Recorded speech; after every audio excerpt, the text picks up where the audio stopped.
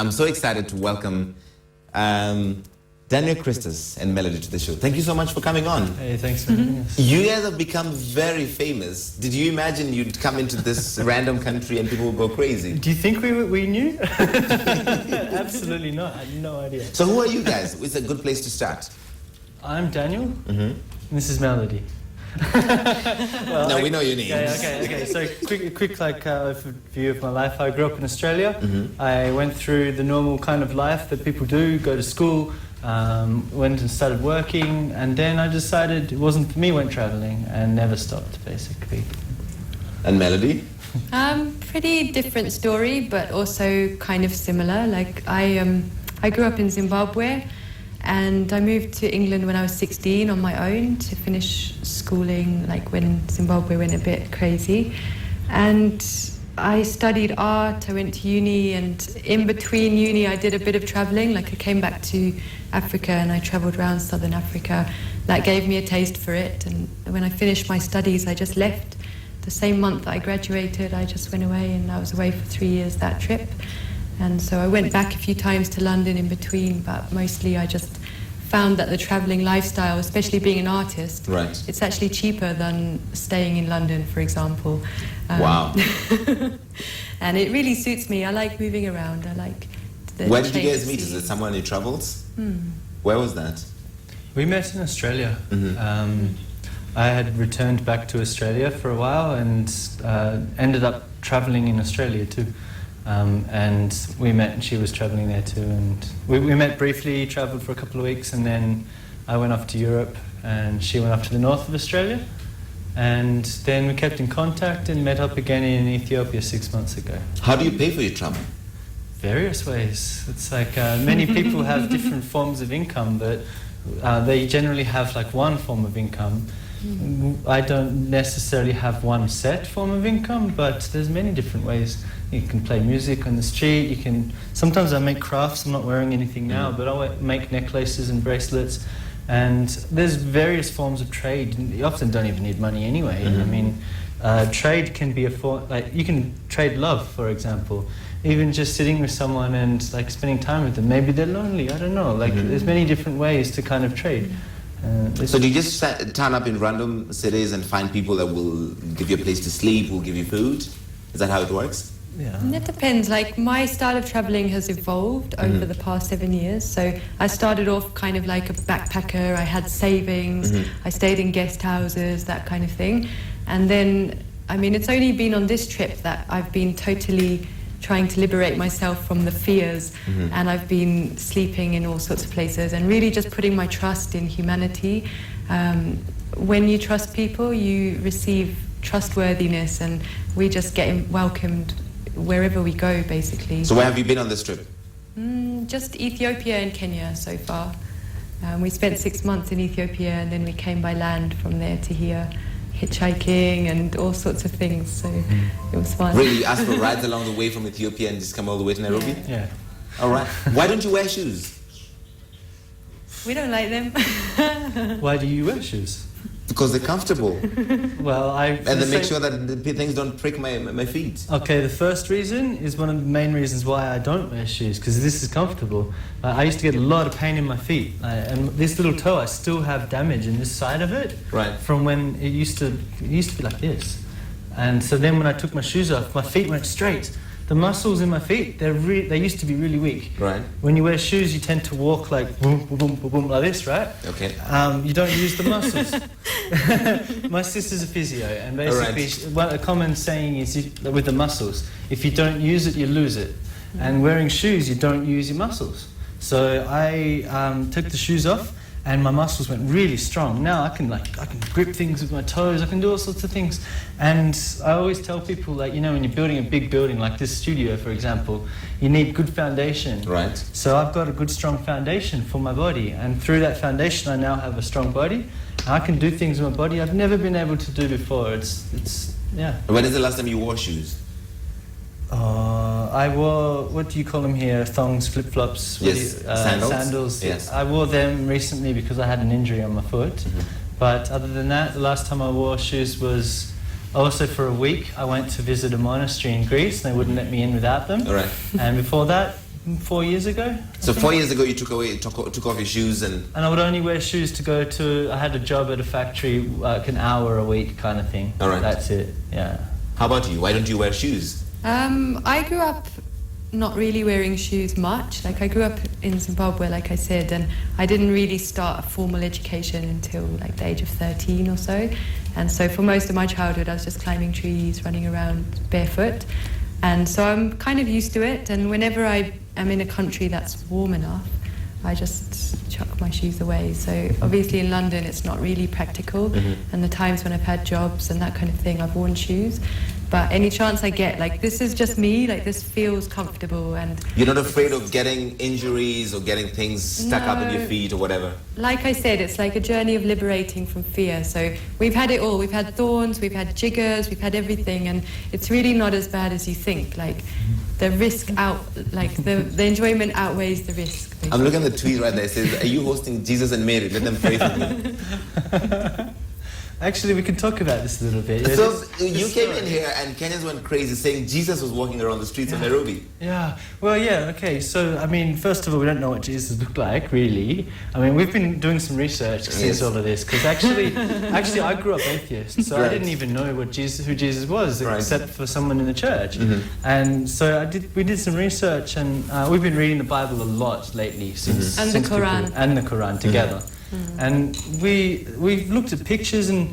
Really, like the oldest drawings of Jesus, he's got very dark skin, and he got short hair, and he's got quite a stubbly beard. It doesn't look anything like the Jesus that we know today. Because this Jesus image that you resemble is based on the movies, especially Jesus of Nazareth as an actor. Yeah. Well, that image changed in the Renaissance. And it's a period of European history, and then basically that image got carried along with colonization, went around the world. And these people did some really awful things to some of the amazing, beautiful, traditional people around the world.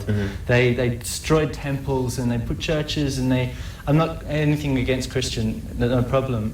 But back then, they did some really awful things in the name of God, which is really not Christian at all.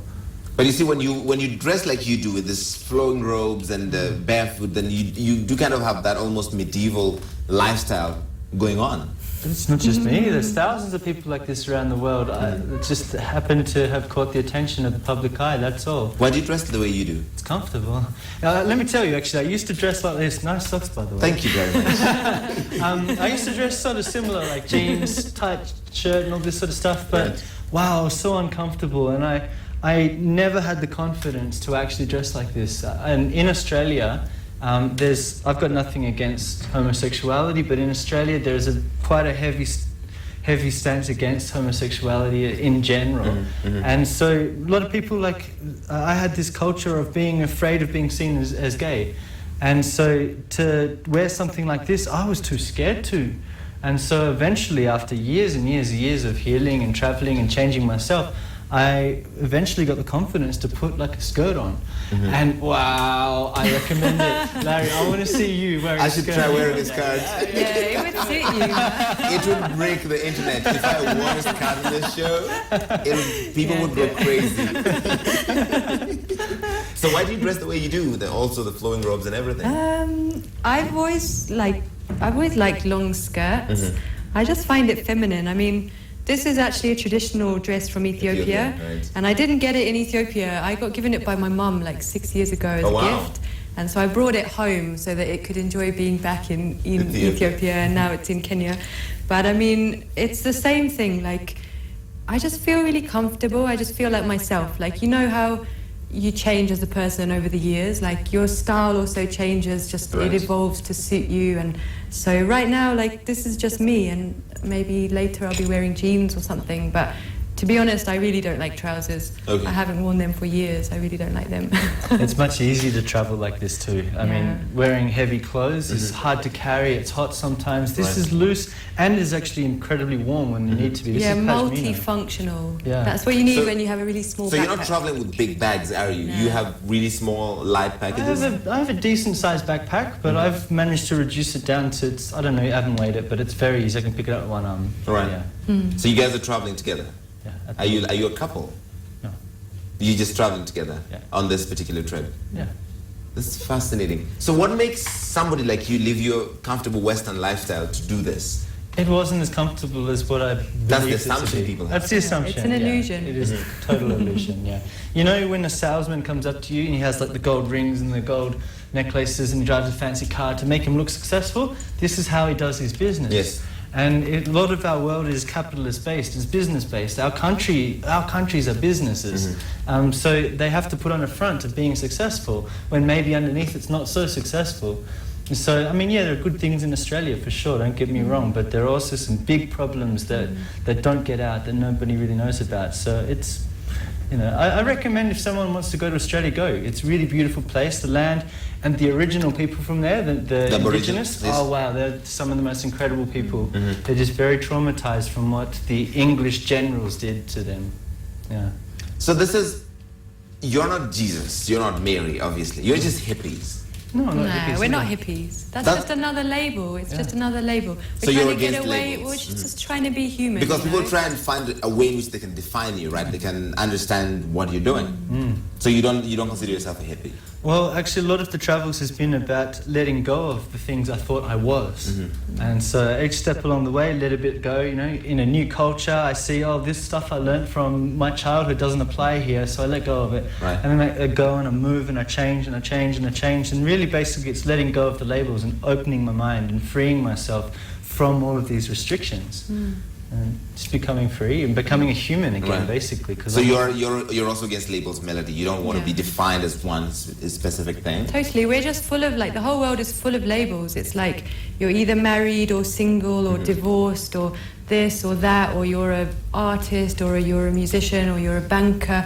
Like, those are not us. Like, we're just human and we're here to live and have a human experience, you know. Like, those things limit us because we're actually just multi-talented, multi-creative beings.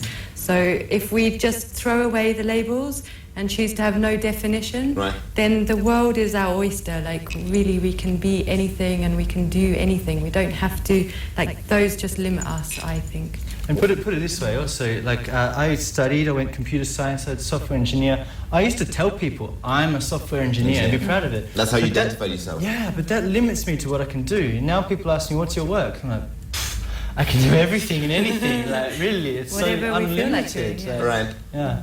Why won't you shave though?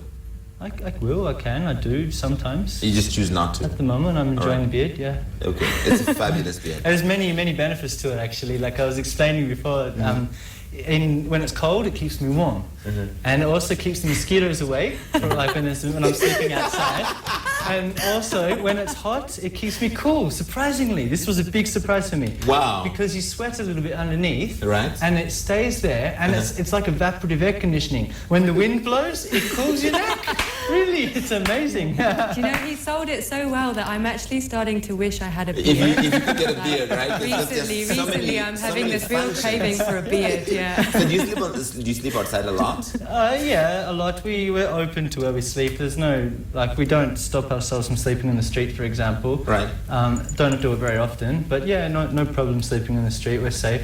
Forest. Usually we get invitations to people's homes, even before all this, stuff that's been Fame. happening. This fame. Fame. I like how Melody says fame. Even before all of this, I mean, everywhere we go, we meet some beautiful people, and really, what I see is they're channeling angels at those moments. You know, they're beautiful, beautiful. And like, you touch someone's heart, basically. If you touch someone's heart, you love each other.